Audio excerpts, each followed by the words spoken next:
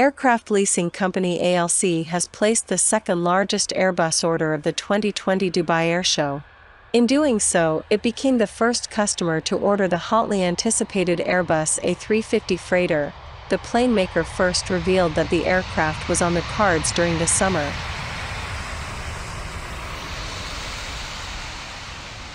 To date, Airbus hasn't been a significant player in the air cargo market. While aircraft are being converted to freighters, the A330 is the only aircraft that this far has been delivered as a new freighter. The proposed A380 freighter never took off, but now the plane maker is turning its eyes to the Airbus A350 family. The Airbus A350 freighter news is enormous, but it comes as part of a larger order from ALC for 111 new aircraft.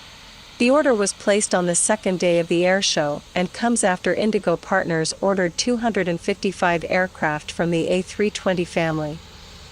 ALC has even gone one step further. While it hasn't ordered quite so many aircraft, the aircraft lessor has ordered jets from every single Airbus family.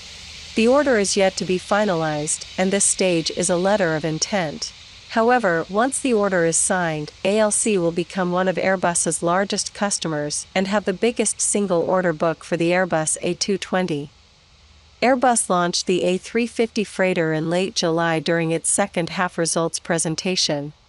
Commenting on the type today, the manufacturer revealed that the first deliveries of the kind will start in 2026, around 5 years from now. This will give Airbus suitable time to iron out the final details and test fly the modified A350 before delivery. It raises the question of whether we'll see other A350 freighter orders during the airshow.